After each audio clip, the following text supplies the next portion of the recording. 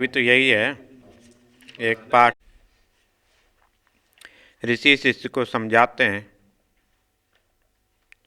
उस परब्रह्म परमेश्वर को जो परमात्मा बहुत दूर भी है, बहुत समीप में भी है। क्योंकि उपनिषद में कहा है, जब तक वह परमात्मा दिखलाई नहीं दे तब तक क्या है, वह दूर है, और जब मिल जाए तब समीप है। उससे निकट और कोई वस्तु हो नहीं सकती। तो उस परब्रह्म परमेश्वर को पिछले हफ्ते हम बतला रहे थे, ना वाणी से जान सकते हैं, ना आँखों से जान सकते हैं। उस परमात्मा को जानने के लिए अंतःकरण की शुद्धि चाहिए, तभी उस परमात्मा तक पहुंच सकते हैं। तो पिछले हफ्ते यह बतला रहे थे। दूसरी बात बतलाई कि परब्रह्म परमेश्वर की उपासना करते समय जो मनुष्य जो कामना यानी इच्छाएं करता है, परमात्मा उनकी इच्छाओं को पूर्ण करता है। दूसरे शब्दों में हमको समझना होगा, यदि हमारे जीवन में सुख या दुख आता है तो सुख दुख आने की जो प्रक्रिया है यह किस लिए है? क्योंकि जो यम यम कामम, पिछले हफ्ते हम बतला रहे थे कि जैसी हम कामनाएं करते हैं उसके अनुसार ही हमें लोक मिलता है, यानी जीवन मिलता है, और उसके अनुसार ही हमें सुख और दुख हमारे जीवन में आता है। पिछले हफ्ते हमने यहाँ तक पढ़ा था। अब अगला मंत्र है द्वितीय खंड का पहला मंत्र। सह वेदैतत्परमं ब्रह्मधाम यत्र विश्वं निहितं भाति शुभ्रम् उपासते पुरुषं ये हि कामः ते शुक्रम एतत् अतिवर्तनी धीरः। कहते सह यानी उस परमात्मा को कौन प्राप्त कर सकता है? प्राप्त करने के विषय में बतला रहे हैं, उससे कौन मिल सकता है? जो परमात्मा सभी जगह छाया हुआ है, सभी जगह बैठा हुआ है, जो हमारे साथ में है, उस परमात्मा को कौन मिल सकता है? सह एतदः, सह मन वह, कौन? जो बिना किसी इच्छा के कर्म कर रहा है। उपनिषद हमें बारंबार यह बतलाता है, जब तक हम अपने जीवन में इच्छाएं लेकर के कर्म करेंगे तब तक क्या होगा? हम जन्म और मरण के चक्र में पड़े रहेंगे। यह बात अलग है कि हमारा जन्म अच्छे कर्म करने से कैसा होता है या बुरे कर्म करने से कैसा होता है, यह एक अलग बात है। परंतु उपनिषद इस बात को कहता, जब तक हमारे जीवन में वासनाएं रहेंगी, कामनाएं रहेंगी, इच्छाएं रहेंगी, तब तक उस परब्रह्म परमेश्वर की पूर्ण प्राप्ति नहीं हो सकती। इसलिए कहते हैं, किसने जिस परब्रह्म परमेश्वर को जानने के लिए, प्राप्त करने के लिए बिना किसी कामना, बिना किसी इच्छा के जो कर्म कर रहा है, एतद परमम शुभ्रम, वह जो कर रहा है वह व्यक्ति कैसा है? शुभ्र है, शुद्ध है, निर्मल है। क्यों शुद्ध है? क्यों वह परमात्मा भी शुद्ध है। उस शुद्ध परब्रह्म परमेश्वर को जानने के लिए पहले शुद्ध अपने आप होना पड़ेगा। जैसे किसी अच्छे स्थान पर आपको जाना हो तो अच्छे वस्त्र पहन के जाना होता है, शरीर को ठीक रख के जाना होता है। वैसे कहते हैं, उस परमात्मा को प्राप्त करने के लिए शुभ्र यानी शुद्ध होना पड़ेगा, स्वच्छ होना पड़ेगा, निर्मल होना पड़ेगा, तब जाकर के उस शुभ्रम, उस परब्रह्म परमेश्वर को प्राप्त कर सकते हैं। क्यों? वह परब्रह्म परमेश्वर का धाम क्या है? ब्रह्मधाम वेदः। क्यों? ब्रह्मधाम जो परब्रह्म परमेश्वर का धाम है, वही उस व्यक्ति, वेद माने वही जान सकता, कौन? जो निष्काम भावना से अपने जीवन में कर्म कर रहा है। और जब निष्काम भावना से वह कर्म करेगा तो क्या होगा? शुद्ध हो जाएगा, स्वच्छ हो जाएगा। शुभ्र मतलब क्या? बिल्कुल शुद्ध हो जाएगा। जब बिल्कुल शुद्ध हो जाएगा तो परमात्मा अपने आप उसे मिल जाएगा, उसको वह जान लेगा। और जब उसको जान लेगा तो उसमें क्या देखेगा? अगले उसमें मंत्र की अगली लाइन में कह रहे हैं, यत्र विश्वम। क्योंकि यत्र माने जहाँ पर, कहाँ? जिस ब्रह्म धाम के अंदर, उस ब्रह्म के अंदर क्या है? विश्वम निहितम, विश्व संपूर्ण जो जगत है, निहित यानी बैठा हुआ है, उसको जानने के बाद कुछ जानना शेष नहीं रहता, क्योंकि उसी के वहाँ बैठा हुआ है। या ऐसे समझें जैसे कि हम एक विशाल समुद्र के अंदर गए और वहाँ से समुद्र के अंदर से एक जल की बूंद हमने ले ली, वह जल की बूंद जो है पूरे समुद्र के गुणों का वर्णन अपने आप कर देती है। वैसे ही कहते हैं उस परब्रह्म परमेश्वर को जानने के बाद कुछ भी जानना शेष नहीं रहता, क्योंकि जो कुछ भी है, समस्त ब्रह्मांड में जो भी कुछ वस्तु बैठी वह है, वह सब क्या है? उस परब्रह्म परमेश्वर के अंदर बैठी हुई है, निवास कर रही है। प्रतीतः, तो यहां पर कहते हैं भांति ही प्रतीत हो, ऐसा लग रहा है उसको। कैसा लग रहा है? जान लिया। कैसा जान लिया? कि परब्रह्म परमेश्वर को जानने के बाद अब मुझे कुछ जानना शेष नहीं रहता। क्यों? ये ही अकामः, जो व्यक्ति, जो कोई भी प्राणी अकामः, काम नहीं, कामना से रहित होकर के, इच्छाओं से रहित होकर के, वासनाओं से रहित होकर के पुरुषम उपासते, उस परब्रह्म परमेश्वर की उपासना जो करते हैं, तब क्या होगा? धीरः शुक्रम एतत्, वह जो व्यक्ति उस परब्रह्म परमेश्वर की उपासना कर रहा है, कैसा होगा? धीरः, पहले तो गंभीर होना चाहिए, फिर बुद्धिमान भी होना चाहिए और दृढ़ निश्चय भी होना चाहिए। जब तक दृढ़ निश्चय उसके अंदर नहीं होगा, तब तक उस परमात्मा को नहीं जान सकते। उसको जानने के लिए क्या है? गंभीर होना पड़ेगा, धीर होना पड़ेगा। यह स्वाभाविक है। यदि हम किसी वस्तु को प्राप्त करना चाहते हैं तो पहले क्या हम मन में हम निश्चय करेंगे। यदि हम मन में ही निश्चय नहीं कर पाएंगे तो उस परमात्मा को कैसे जानेंगे?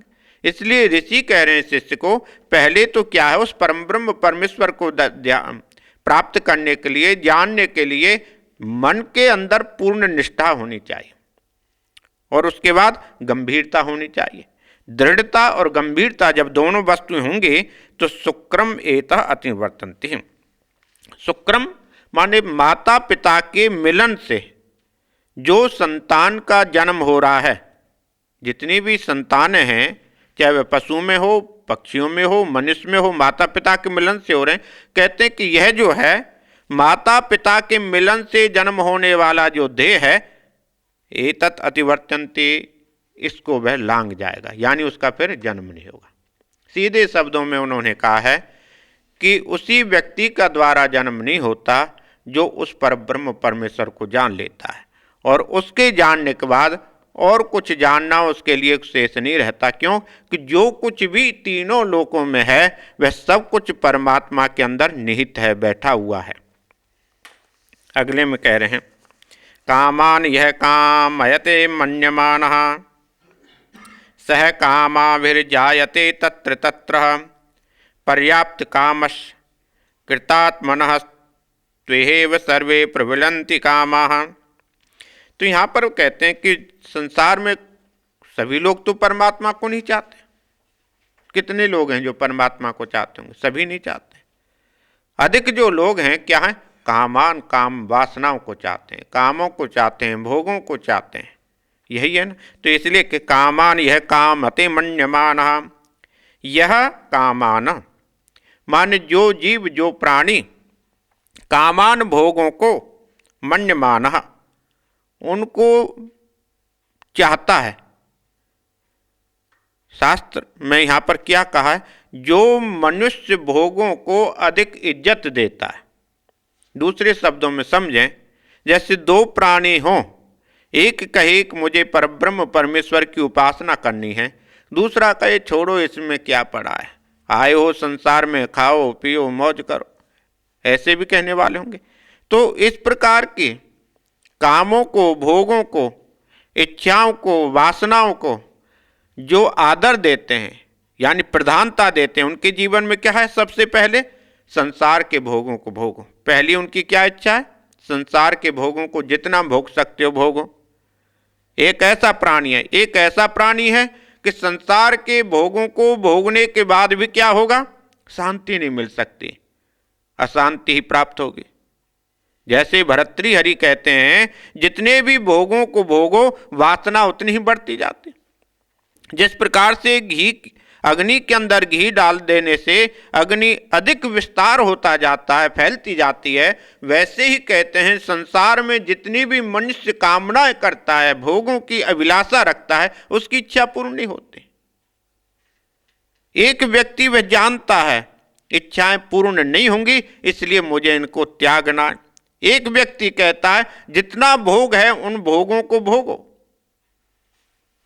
इस प्रकार का जो व्यक्ति है, भोगों को भोगना जो चाहता है, जो उनकी प्रधानता देता है, उसके जीवन में सबसे पहले भोग भोगना ही सबसे बड़ा उसका जो धर्म है या कर्तव्य है। कामयते है, क्या उन लोगों की कामना जो करते हैं, इच्छाएं करते हैं, सह काम भी, वह क्या होता, सह काम भी, उन कामनाओं के कारण जायते पैदा होता। शास्त्र में कहा गया है जिस प्रकार की मनुष्य कामनाएं करता है, भोगों को भोगने की अभिलाषाएं रखता है, यज्ञ, दान, तप, क्रिया, इनको करते हुए भी जो भोगों की अभिलाषा रखता है, शास्त्र कहता उन भोगों में सह जायते, वह चला जाता है, उन भोगों को भोगता है और उसके अनुसार क्या है, उसको शरीर मिल जाता है। कि जरूरी तो नहीं है कि सभी मनुष्य बनेंगे, और यह भी आवश्यक नहीं है सभी मनुष्य बनेंगे तो सभी की बुद्धि तीव्र होगी, और यह भी जरूरी नहीं है सभी की बुद्धि तीव्र है तो शरीर भी ठीक रहेगा। अरे बुद्धि ठीक है पर शरीर अच्छा नहीं।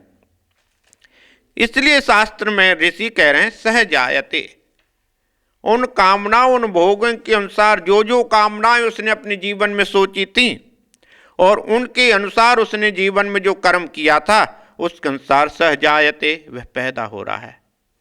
और उसके बाद क्या होगा, तमः पर्याप्त कामस्य कृतात्मनः। दूसरा क्या है, पर्याप्त कामस्य, जिस मनुष्य की, एक तो ऐसा व्यक्ति है जो कामनाओं को भोगते हुए इसके अनुसार जन्म ले रहा, दूसरा कैसा, पर्याप्त कामस्य, उसने अपने जीवन में एक ने जान लिया है इन कामनाओं के भोगते हुए मुझे सुख की उपलब्धि नहीं हो सकती, प्राप्ति नहीं हो सकती। इसलिए क्या है, उसने कामनाओं को त्याग दिया है, वासनाओं को त्याग दिया है। या ऐसे समझो कि काम के सुख का जो आनंद है उससे उसको दूर वह चला गया, भोगना ही नहीं चाहता। तो कृतात्मनः, तो जब ऐसा होगा, कृत आत्मनः, उसका जो मन है, उसका जो अंतःकरण है, वह क्या हो जाएगा, शुद्ध हो जाएगा। द्वारा हम समझते हैं जब तक हमारे जीवन में भोगों की अभिलाषा रहेगी तब तक क्या होगा, हमको अच्छा जन्म तो मिल सकता है परंतु हमारा जो अंतःकरण है वह शुद्ध नहीं हो सकता। अंतःकरण तभी शुद्ध होगा जब क्या होगा, पर्याप्त कामस्य, कामनाओं की जितने भी कामना हैं, इच्छा हैं, वासना हैं, उनसे हम दूर चले जाएंगे। सर्वे कामः एवं प्रविलन्ते, क्योंकि जो जिसकी कामनाएं पूर्ण हो गई हैं, सर्वे कामा, उसकी जितनी भी वासना हैं, क्या है, प्रविलीयन्ते, उसमें वह समाप्त हो जाती हैं, विलीन हो जाती हैं, उसको इच्छा रहती नहीं। तो दूसरे मंत्र में कह रहे हैं, तो उस परब्रह्म परमेश्वर को किस प्रकार से जाना जा सकता है। नायम आत्मा प्रवचन लभ्यो, कठोपनिषद में भी नचिकेत को कहा था, यमराज ने वहाँ पर कहा था, ना अयम आत्मा प्रवचन लभ्यो ना मेधया ना बहुना श्रुतेन यम एवेश वृणुते तेन लभ्य तस्य एष आत्मा वृणुते तनुस्वाम। कहते अयम आत्मा, यह जो आत्मा है, आत्मा क्या, परब्रह्म परमेश्वर, ना प्रवचन, अधिक बोलने से प्राप्त नहीं हो सकती। यदि मनुष्य सोचे मैं अच्छा बोलता हूँ, मेरी वाणी अच्छी है, अच्छा कोई प्रवचन कर सकता है, अच्छे लोगों को बैठा करके कुछ समझा सकता है, बहुत लोगों को इकट्ठा करके अपनी तरफ खींच सकता है, बहुत लोगों को बैठा करके कुछ बता सकता है, क्या उससे वह परमात्मा को जान पाएगा? ऐसा नहीं। अच्छा बोलना एक अलग बात है, परंतु उस परमात्मा को समझना एक अलग बात है। इसलिए कह रहे हैं ना अयम आत्मा प्रवचने लब्धा। बहुत बोलने से ही यह आत्मा को हम जान पाएंगे या बहुत बोलने से हम परमात्मा को समझ पाएंगे, ऐसा भी नहीं है। ना मेधया, ना ही कहते हैं अधिक तीव्र बुद्धि होने से ही परमात्मा को जान सकते, ऐसा भी नहीं है कि उस परमात्मा को जानने के लिए बुद्धि की विशालता चाहिए, तीव्रता चाहिए, ऐसा भी नहीं। बहुत तीव्र बुद्धि वाले, बहुत तेज बुद्धि वाले नास्तिक हो सकते हैं, परमात्मा को मानेंगे नहीं। क्यों? कि वह सोचते हैं कि मैं अपनी बुद्धि के अनुसार कुछ कर सकता हूं। इसलिए यह भी आवश्यक नहीं है कि जिसकी बहुत अधिक तीव्र बुद्धि हो, तेज बुद्धि हो, वह परमात्मा को जान पाएगा, ऐसा भी नहीं है। ना बहुना श्रुते ना, और यह भी नहीं समझना चाहिए हम दिन रात शास्त्रों को सुन रहे हैं, उपनिषदों को सुन रहे हैं, वेदों को सुन रहे हैं, तब परमात्मा को जान लेंगे, ऐसा भी नहीं है। वेद कह रहा है कि अधिक बोलने से भी परमात्मा को नहीं जाना जा सकता, अधिक सुनने से भी परमात्मा को नहीं जाना जा सकता, तीव्र बुद्धि होने के बाद भी उस परमात्मा को नहीं जाना जा सकता, तो फिर कैसे जाना जा सकता? यम एवेशः वृणुत तेन लभ्य तस्यैवात्मा वृणुत तनुसामहम्। ऐसा माने यह वृणुते किसको स्वीकार करते हैं? वृणुते क्या होता? पकड़ना, किसी वस्तु को स्वीकार करना। जैसे माता पिता अपनी संतान को हृदय से कैसे स्वीकार करती है, यह माता पिता के ऊपर। तो यहां पर कहते हैं वृणुते, कैसे वे स्वीकार करते हैं? तेन एवं लभ्य, उस परब्रह्म परमेश्वर को, तेन मान के उस परब्रह्म परमेश्वर को, तेन लभ्य, उसके द्वारा ही जाना जा सकता, तेन उसके द्वारा ही। क्यों? जब तक उसकी कृपा हमारे ऊपर नहीं होगी तब तक हम उसको नहीं जान सकते। और उसकी कृपा के लिए क्या है? सिर्फ समर्पण चाहिए। शुभ्रम, पहले शब्द में क्या कहा था? शुभ्र, निर्मलता चाहिए। एक ही उपनिषद का शब्द है, वह क्या है? शुभ्र।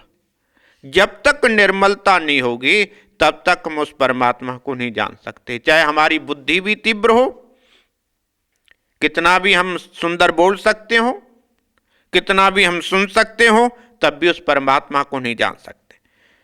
तस्यः स्वाम तनुम, तो तस्यः, उसके लिए, किसके लिए? जो परमात्मा को जानना चाहता है, जो आत्मा को समझना चाहता है, स्वाम तनुम विवृणुते, उसके स्वरूप के अनुसार विवृणुते, वह प्रकट हो जाता है उसके सामने। आखिरकार जब परमात्मा को कोई जानेगा, कोई समझेगा, तब कैसे होगा? उसके अनुसार विवृणुते प्रकट हो जाता है। पहले भी उपनिषद में कहा गया था, उस परब्रह्म परमेश्वर को हम किसी रूप या रंग में नहीं बांध सकते। जिस जिस प्रकार की, गीता में भी भगवान श्री कृष्ण ने क्या कहा था? यही कहा था ना, हे अर्जुन, जिस जिस कामना से लोग मेरी उपासना करते हैं, उसके अनुसार मैं वैसे ही उसके सामने खड़ा हो जाता हूं। गीता में भी भगवान ने यही कहा था, उपनिषद में भी यही बात कही गई है कि उस परब्रह्म परमेश्वर को, स्वरूप को जानने के लिए उसके सामने वैसे ही भाव में वह खड़ा हो जाता। इसलिए तो कभी पुत्र रूप में होता है, कभी वह पिता रूप में होता है। यह कोई नियम तो है नहीं परमात्मा का कि परब्रह्म परमेश्वर का अवतार होगा तो मनुष्य के रूप में होगा, पशु के रूप में भी हो जाता है, पक्षी के रूप में भी हो जाता है। ठीक है कि नहीं? वह तो कच्छप भी बन जाता है, कछुआ भी बन जाता है, कछुआ भी बन जाता है और नरसिंह भी बन जाता है। ना वह मनुष्य है, ना पशु है, ना पक्षी। तो इसलिए उस परब्रह्म परमेश्वर को हम एक ही रूप या एक ही या रंग या एक ही नाम में बांध पाएं, ऐसा नहीं है। उपनिषद बार बार कहता है, जिस जिस भावना कामना से जो परमात्मा का स्मरण करता है, मुझे इस प्रकार के स्वरूप का दर्शन चाहिए, उसके अनुसार वह उसके सामने प्रकट हो जाता है। ना अयम आत्मा बलहीन लभ्य, ना च प्रमादा तपसो वाप्यलिंगात्, एते उपायतते यस्तु विद्वान तस्यैव आत्मा विशते ब्रह्मधामः। कहते हैं अयम आत्मा, यह जो आत्मा है, बलहीन, जो बल से रहित है, बहुत कमजोर हैं, ना लभ्य, उनको भी प्राप्त नहीं होते। ऐसा भी नहीं है कि जो परमात्मा उसे ही मिल जाएगा जो बड़ा ही निर्बल है, बल से रहित है, शायद दयालु हो, ऐसा भी नहीं। भगवान दयालु तो है, परंतु किसके ऊपर दया करता है? जो व्यक्ति स्वयं दयालु हो। जब तक हम दया नहीं किसी पर करते, परमात्मा हम पर भी दया नहीं करता। श्रीमद् भागवत में कथा आती है ना, रंतिदेव जब रोटी खाने के लिए बैठते हैं तो भगवान क्या है, अनेक रूप धारण करके आ जाते हैं, कुत्ते के रूप में भी आ जाते हैं। पहले वह अपना जितना भी भोजन है राजा रंतिदेव अतिथियों को दे देते हैं, जो बचता है अपना हिस्सा खाने का कुत्ते को दे देते हैं। पहले उसने दया की, बाद में परमात्मा ने दया की, उसके सामने वह प्रकट हो गए। जब तक जीव अपने ऊपर कृपा नहीं करता, दया नहीं करता, तब तक परमात्मा तो नहीं करता। इसलिए पहले हमें अपने अंदर वह गुण लाना होगा। जिस गुण की हम कामना कर रहे हैं, जिस गुण को हम चाहते हैं, वह गुण हमारे अंदर आएगा, तब परमात्मा हमको वह देगा। हमारे अंदर दया भाव आएगी, तब दयालु परमात्मा हमारे ऊपर दया करेगा। तो इसलिए कहते हैं कि यदि व्यक्ति सोचे, बलहीन व्यक्ति, बहुत ही कमजोर व्यक्ति परमात्मा को प्राप्त कर लेगा, ऐसा भी नहीं है। और नाचह प्रमादात तपसो वा पिलिंगात, नाचह नहीं तो प्रमादात, प्रमाद से, आलस्य।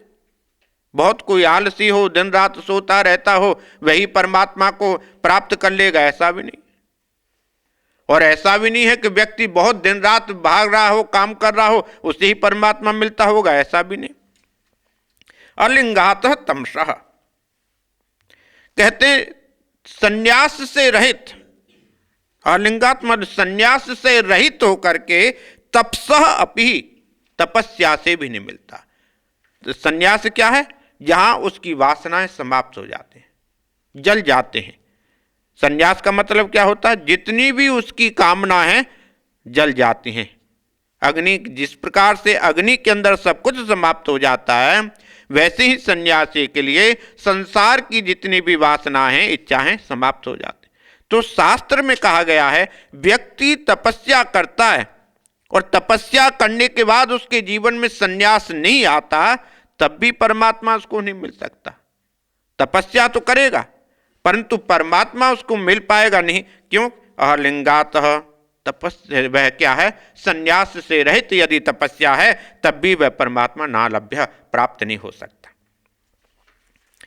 किम एतहि उपायते यस्तु विद्वान, किंतु जो विद्वान, जो बुद्धिमान साधक हैं, यहां पर विद्वान कौन है? जो बुद्धिमान साधक हैं। कैसे बुद्धिमान? जो परमात्मा को जानना चाहते हैं। ऐसियों की यहां पर बातें कह रहे हैं। एतहि उपाय, इन उपायों के द्वारा, एतहि जो ऊपर उपाय बताए गए हैं, इनके द्वारा यतते, प्रयत्न करता है, परिश्रम करता है, तस्य एष आत्मा ब्रह्मधामः, तस्य माने उसकी, एष माने यह आत्मा ब्रह्मधाम में प्रविष्ट हो जाता। कहते हैं जब व्यक्ति जितने भी साधन हैं, इन साधनों को अपने जीवन में किस लिए लेकर के आता है? मुझे परमात्मा को प्राप्त करना। यदि इन साधनों को इन्हीं इच्छाओं को लेकर के वह आता है और तब परमात्मा का ध्यान करता है, तो ऐसा जो जीव है वह ब्रह्मधाम को प्राप्त हो जाता है। तो फिर क्या होगा जब ब्रह्मधाम को प्राप्त हो जाएगा? संप्राप्य ही अमृषयो ज्ञान तृप्तः, कृतात्मानो वीतरागः प्रशान्तः, ते सर्वगम सर्वतः प्राप्य धीरा, युक्तात्मानः सर्वम एवाविष्णन्ति। कहते हैं कि एक व्यक्ति है, दिन रात तड़प रहा है, अशांति है, अच्छा धन है, वैभव है, सुंदर शरीर है, सब कुछ है, फिर भी अशांति है, अच्छी प्रकार से सो नहीं पाता। और एक ऐसा व्यक्ति है, उसके पास वैभव, धन, संपदा नहीं है, परंतु आनंद, अच्छी प्रकार से सोता है, जीवन में आनंद का अनुभव करता है। तो कौन आनंद का अनुभव कर पाएगा? जो उस ब्रह्मलोक की प्राप्ति के लिए जीवन में प्रयास करते हैं। जब वह प्रयास करते हैं, उस ब्रह्मधाम को जाने के लिए अपने जीवन में लगते हैं, तब उनके जीवन का लक्षण कैसा हो जाएगा बतलाते हैं। संप्राप्य ही अमृषयो ज्ञान तृप्तः कृतात्मना वीतरागः प्रशांतः। वीतरागः, राग वीत, जिस राग जिसकी कामना है, वासना समाप्त हो गई है। इस प्रकार का जो व्यक्ति है जिसकी जीवन में कभी आसक्ति होती नहीं, स्वप्न में भी जो नहीं चाहता, वीतराग क्या होता है, स्वप्न में भी जो है संसार की माया में जो पढ़ना नहीं चाहता, इस प्रकार का जीव कौन है, वीतराग। वीतराग कृतात्मनः, जब स्वप्न में भी जिसके मन में वासना नहीं आती, स्वप्न में भी संसार में जो पढ़ता नहीं है, इस प्रकार का जो व्यक्ति है कृतात्मनः, उसका जो मन है फिर तो शुद्ध हो गया, तो शुद्ध हो गया। ऋषयः एनम संप्राप्य, ऋषि लोग एनम उस परब्रह्म परमेश्वर को संप्राप्य प्राप्त करके फिर क्या होता है, ज्ञान तृप्तः, ज्ञान से तृप्त हो जाते हैं। एक ज्ञान कैसा है कि जो मन के अंदर मनुष्य को अभिमान पैदा करता है, और एक ज्ञान कैसा है, कृतात्मानः, उसके मन को शांत करता है। एक वह भी अपने आप को ज्ञानी कहता है, कौन, जो अशांत है, बुद्धि है उसके पास में, शब्दों की रचना कर सकता है, वाणी से अच्छी प्रकार से बोल सकता है, बुद्धि की तीव्रता है, उसको भी तो ज्ञानी कहते हैं। परंतु उसका ज्ञान क्या है, अपने आप को अशांत करने के लिए है। और यहां पर वह ज्ञान क्या है, कृतात्मनः, पूर्ण रूप से मन उसका शांत हो चुका है। जब पूर्ण रूप से शांत होगा क्या हो, प्रशांतः, प्रकृष्ट मन, अच्छी प्रकार से उसको शांति की प्राप्ति हो गई। जिसके जीवन में राग समाप्त हो गए हैं, स्वप्न अवस्था में भी जो रागों की तरफ यानी इच्छाओं की, संसार की तरफ नहीं जाता, ऐसा जो व्यक्ति है वह क्या है, प्रशांतः, पूर्ण रूप से शांत हो चुका है। ज्ञान से वह तृप्त हो गया है, पूर्ण रूप से शांत। युक्तात्मनः, युक्त आत्मनः, किससे युक्त, किससे वह जुड़ गया, युक्त माने जुड़ना, आत्मनः उस परब्रह्म परमेश्वर से वह जुड़ गया है। युक्त आत्मनः, वह जो जीव है उस परमात्मा से जुड़ गया है, वह क्या होता है, युक्त आत्मा। जब तक जीव उस परमात्मा से नहीं जुड़ेगा तब तक क्या होगा, अशांत रहेगा, वह प्रशांत नहीं हो सकता। प्रशांत कौन होगा, युक्तात्मनः, जो जीव उस परब्रह्म परमेश्वर से जुड़ गया है। और उसके बाद क्या होगा, ते धीरा सर्वगम, वह तो ज्ञानी है, धीर है, गंभीर है, तेजस्वी है, सभी गुण उसके अंदर होते हैं। इस प्रकार का जो व्यक्ति होता है, सर्वगम सर्वतः, सर्वगम मन सभी जगह रहने वाले उस पर ब्रह्म परमेश्वर को, सर्वतः मन चारों तरफ से प्राप्य, प्राप्त करने के बाद में सर्वम एव आविशंति, सब कुछ पर ब्रह्म परमेश्वर में वह प्रवेश चला जाता है, फिर उसका कुछ शेष नहीं रहता। उसका ना मन, ना उसकी बुद्धि, ना इंद्रियें, उसका कुछ शेष रहता ही नहीं, वह परम ब्रह्म परमेश्वर में जाकर के प्रविष्ट हो जाता है। या ऐसे समझना चाहिए, जिस प्रकार से गंगा की बहती हुई धारा, गंगा की बहती हुई धारा में यदि जितना भी वर्षा का जल है चला जाए तो क्या होता है, गंगा जल ही हो जाता। उस वर्षा के जल को गंगा जल से अलग नहीं किया जा सकता। क्यों, कितना भी तेज बहती हुई धारा क्यों ना आए वर्षा की, और जब जैसे ही वह चली जाएगी गंगा जी के अंदर, वह गंगा जल हो जाता है। और वर्षा के पानी का जो महत्व है, अपनी जो सत्ता है, अपनी जो शक्ति है, वह सब क्या समाप्त हो जाती है, उसमें विलीन हो जाती। वैसे ही कहते हैं जीव जो है उस परब्रह्म परमेश्वर में विलीन हो जाता है, उसका वहां कुछ विशेष नहीं रहता। वेदांत विज्ञान सुनिश्चितार्थ संन्यास योगात यत शुद्ध सत्वः स ब्रह्म लोकेषु परांत काले परामृतः परिमुच्यन्ति सर्वे। तो ये कहते हैं कि उस ज्ञान को जानने के लिए क्या है, वेदांत विद्या। जो ज्ञान जो हम समझ रहे हैं या जान रहे हैं वह ऐसे नहीं प्राप्त हो सकता। कैसे प्राप्त होगा, यह उपनिषद आदि पढ़ने से प्राप्त होता है। यदि जीव सोचे कि मैं उस परब्रह्म परमेश्वर को बिना कुछ पढ़े, बिना कुछ समझे, किसी के जाने के बिना ही परमात्मा को जानूं, यह असंभव है, सभी नहीं कर सकते। हाँ, कोई जान लेगा। जैसे ध्रुव हुआ, छोटा सा बच्चा था, परंतु उसको भी नारद जी ने कुछ मंत्र दिया तभी जान पाया। इसलिए उस परब्रह्म परमेश्वर को जानने के लिए वेदांत जो विद्या है, ब्रह्म विद्या क्या है, उपनिषद आदि है, इनको पढ़ना चाहिए, इन शास्त्रों को सुनना चाहिए। शास्त्रों का क्या है, हमको जिस प्रकार से दर्पण के ऊपर मिट्टी आ जाती है और मिट्टी को झाड़ दिया जाए तो दर्पण में सुंदर मुख अपने आप दिखलाई देने लग जाता है, वैसे ही कहते हैं शास्त्र क्या है, दर्पण है, और मन हमारा क्या है, मिट्टी की तरह। इसको झाड़ने के लिए क्या है, यह अध्ययन करना पड़ेगा, पढ़ना पड़ेगा। यदि हम इनको बारंबार पढ़ते रहेंगे, सुनते रहेंगे, तभी जाकर के हम उस परमात्मा को समझने के लिए तैयार हो पाएंगे। इसलिए ऋषि कह रहे हैं पहले तो क्या है, वेदांत विद्या जो शास्त्र विद्या है, उपनिषद आदि हैं, इनको पढ़ने का, समझने का निश्चय करना चाहिए। पढ़ना ही नहीं, शास्त्र क्या कहता, समझने का अपने जीवन में निश्चय करना चाहिए। पढ़ना तो एक अलग होता है, दिन रात लोगों को देखा होगा पाठ करते रहते, वे पाठ तो करते हैं परंतु वे पाठ करते समय क्या बोल रहे हैं उनको खुद नहीं पता। इसलिए यहां पर कह रहे हैं उस शास्त्र विद्या को अपने जीवन में पहले समझना होगा। जब समझ लेंगे तब वह क्या है, उसको जान पाएंगे। संन्यास योगात, यह संन्यास योग क्या है, जैसे पहले आपको बतलाया था कि जितनी भी कामनाएं हैं, इच्छाएं हैं, अपने आप उसकी समाप्त हो जाती हैं, उसको संन्यास योग कहते हैं। जब तक हमारे अंदर वासनाएं बनी रहेंगी तब तक हम संन्यास योगी नहीं होंगे। संन्यास योगी होने के लिए सबसे पहले क्या है, संसार की वासनाओं को त्यागना होगा, छोड़ना होगा, संन्यास योग।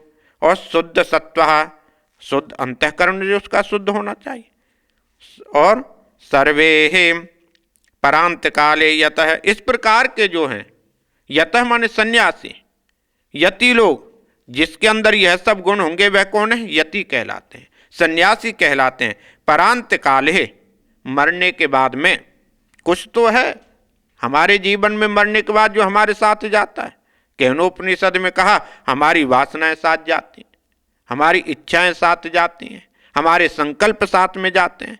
तो कहते हैं परांत काले, मरने के बाद में ब्रह्मलोकेषु, इस प्रकार का जो जीव है वह ब्रह्मलोक को प्राप्त करता है। और परामृतः परिमुच्यन्ते, ओ वह क्या है, प्राप्ति ही नहीं करता, उस अमृत स्वरूप के अंदर क्या है, परिमुच्यन्ति, जा करके मुक्त हो जाता है, बैठ जाता है।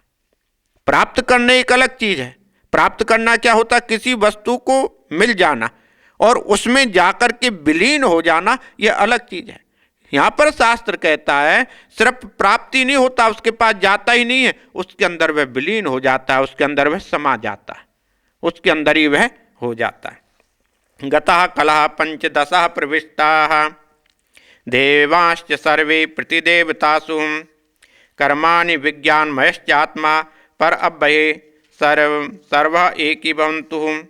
गतः कलह पंचदशः प्रतिष्ठा, कहते हैं जितने भी देवताएं हैं, पहले बतलाया है 16 कलाओं का वर्णन शास्त्र में आता है। कभी सुना होगा 16 कला से परिपूर्ण भगवान श्री कृष्ण है। तो कहते हैं मनुष्य के अंदर, जीव के अंदर 15 कला तो होती है। गतः कला पंचदशः प्रतिष्ठा, पंचदश यानी 15 कला गतः मतलब जिसके अंदर बैठी हुई है। देवाश्च सर्वे प्रतिदेवतासु, सर्वे में जितने भी प्राणी हैं, देवा देवता आदि, हमारी इंद्रियों के कोई ना कोई देवता है। जैसे उस परब्रह्म परमेश्वर ने पृथ्वी, जल, तेज, वायु, आकाश, इसकी रचना की, 5 ज्ञान इंद्रियों की रचना की, 5 कर्म इंद्रियों की, कितने हो गए, 15 हो गए। इन 15 के कोई ना कोई देवता तो है, कोई ना कोई इनका सभी का देवता है। पृथ्वी, जल, तेज, वायु, आकाश, इनका अलग अलग गुण है। आकाश का गुण है, एक ही गुण उसके अंदर है। पृथ्वी के अंदर सूंघने की मतलब गंध भी है, स्पर्श भी कर सकते हैं, उसको देख भी सकते हैं। जल के अंदर क्या है, 2 ही गुण है, उसको हम स्पर्श कर सकते हैं और उसके अंदर से रस ले सकते हैं। सभी के अंदर सभी गुण तो नहीं है। इसलिए कह रहे हैं कि जो जो ज्ञानेंद्रिय हैं, कर्मेंद्रिय हैं, इनके भी अलग अलग देवता है। किसी का वायु देवता है, किसी का अग्नि देवता है। इंद्रियों के अंदर रहने वाले जो हमारी इंद्रिय हैं, इनके भी उस परब्रह्म परमेश्वर ने अलग अलग देवताओं की रचना की। इसके भी अधिपति हैं, इसके भी मालिक हैं। प्रति देवतासु हम, प्रति मन देवतासु, प्रति मन अपने अपने अनुसार, देवतासु देवताओं ने जाकर के प्रतिष्ठिता स्थिति बैठे। जैसे कैनोपनिषद में है कि अपने अपने अनुसार जो शरीर का देवता है, इंद्रिय का देवता है, वहां पर क्या था, वायु ने कहा यदि मैं अपना काम नहीं करूंगी तो समस्त संसार चल नहीं सकता, वायु ने कहा था। अग्नि ने कहा यदि मैं अपना काम नहीं करूंगा तो यह संसार नहीं चलेगा, क्योंकि मेरे अंदर अग्नि कहता है समस्त संसार को भस्म करने की क्षमता। तो सभी अपनी अपनी इंद्रियों के जो देवता हैं अपने अपने अनुसार काम कर रहे हैं। सभी शरीर के अंदर बैठे हुए, निवास कहाँ कर रहे हैं, सभी शरीर के अंदर। कोई भी ऐसा देवता नहीं है जो हमारे शरीर के अंदर बैठा हुआ नहीं है। सभी देव क्या हैं, हमारे अंदर बैठे हुए हैं, प्रतिष्ठित हैं, बैठे हुए हैं। कर्माणि च विज्ञानमय, वह क्या है, अपनी अपनी जो इंद्रिय हैं अपने अपने अनुसार कर्म कर रही हैं। हाथ अपना काम कर रहा है, आंखें अपना काम कर रही हैं, कान अपना काम कर रहे हैं, यह भी तो इंद्रिय है। यह क्या है, अपना अपना काम कर रही हैं। कान का काम आंख नहीं करती, आंख का काम कान नहीं करती। इंद्रिय क्या है, अपने अपने अनुसार जो उनको दिया गया है उसके अनुसार वह काम कर रही हैं, कार्य कर रही हैं। और उनके शरीर के अंदर, कैसे शरीर के अंदर, जहां पर इंद्रिय अपने अनुसार काम कर रही हैं, जहां पर इंद्रियों के अपने अपने देवता हैं, ऐसे शरीर के अंदर क्या है, आत्मा सर्वे पर अव्यय, वह जो आत्मा है, सर्वे माने सबके लिए, पर अव्यय अविनाशी परम ब्रह्म परमेश्वर एक ही भक्ति, एक हो जाते। जितनी भी इंद्रियां आदि हैं उस परब्रह्म परमेश्वर को जब जान लेती हैं, जब तक नहीं जानते तब तक तो वह अलग अलग हैं देवता। जिस दिन हम जान जाते हैं वह सभी एक हो जाते हैं, फिर उसके अंदर कोई भिन्नता नहीं रहती। चाहे सूर्य हो, चंद्र हो, अग्नि हो, यह कब तक अलग अलग हैं, जब तक उस परब्रह्म परमेश्वर को हम नहीं जानते। जब उस परब्रह्म परमेश्वर को जान लेते हैं तब क्या है, यह सब एक हो जाते हैं। यथा नद्यः चंदनमानः समुद्रे, उदाहरण के रूप में बतला रहे हैं। अस्तम गच्छन्तीनाम रूपे विहायम तथा विद्वानाप रूपाद विभुक्तः परात् परम पुरुषम उपेति दिव्यम। यथा नद्यः, जिस प्रकार से नदियां चंदन मनः समुद्रे, समुद्र के अंदर जब चली जाती हैं तो नदियों की तो सत्ता समाप्त हो जाती है। गंगा हो, चाहे जमुना हो, कावेरी हो, कोई भी हो, कब तक है, जब तक वह समुद्र में नहीं जाती। जिस दिन वह समुद्र में चली जाएंगी फिर आप थोड़े कहेंगे गंगा का पानी। जिस प्रकार से बहती हुई नदियां जो हैं समुद्र में जाकर शांत हो जाती हैं, फिर उनको अलग से कहा नहीं जा सकता। उनका नाम और रूप विहाय माने छोड़ देती हैं, नाम को भी छोड़ देती हैं, रूप को भी विहाय माने त्याग देती हैं। उनका जो अस्तित्व है गच्छन्ति चला जाता। कब चला जाता है, जब वह समुद्र में जाकर के मिल जाती हैं। वैसे कहते हैं तथा विद्वान आप रूपाद विमुक्तः परात् परम पुरुषम उपेति दिव्यम। जो विद्वान है उस परब्रह्म परमेश्वर को जब वह जान लेता है, उसका नाम और रूप समाप्त होकर के उस परमात्मा में ही जाकर के वह विलीन हो जाता, मिल जाता है। बस ये थोड़ा सा ही रहता है।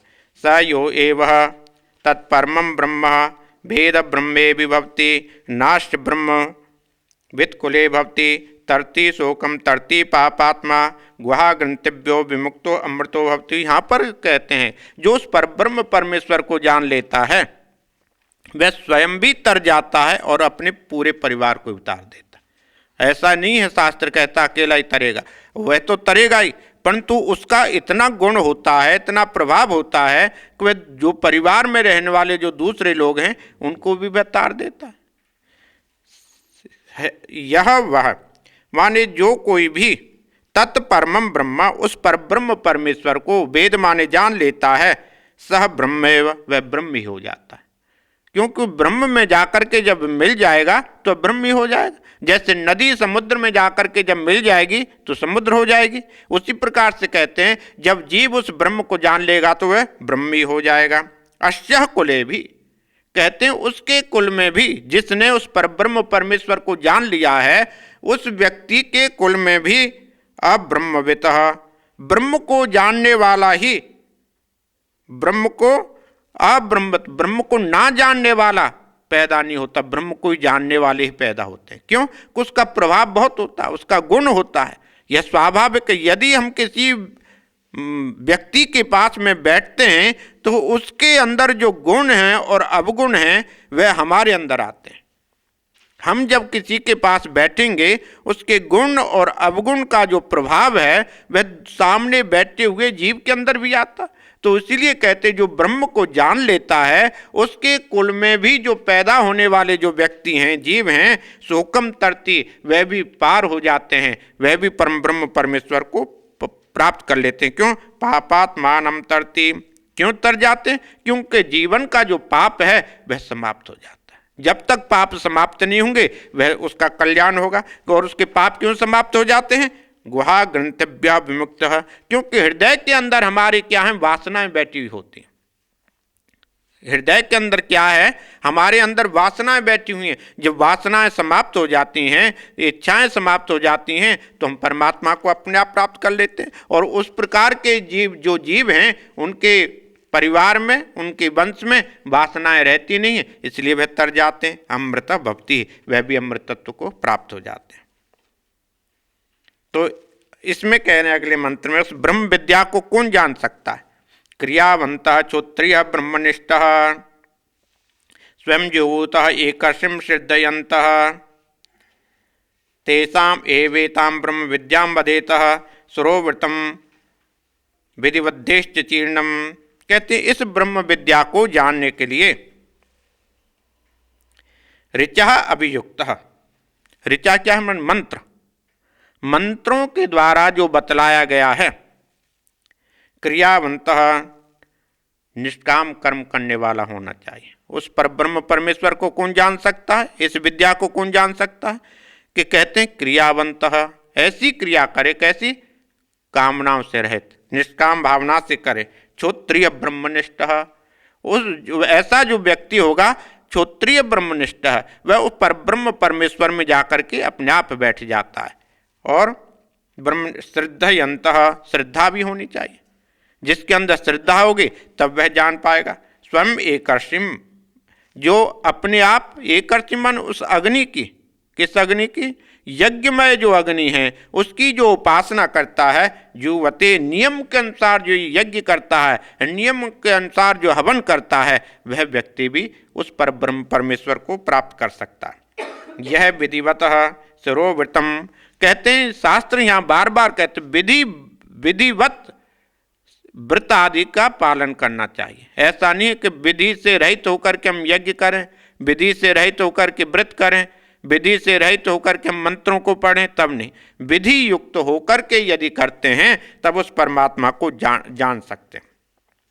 चीर्णम तेषाम, जिसने अपने जीवन में अच्छी प्रकार से व्रतों का पालन किया है वही व्यक्ति ब्रह्म विद्या को प्राप्त कर सकता है। वदेत, और उसी व्यक्ति को ब्रह्म विद्या वदेत बतलानी भी चाहिए।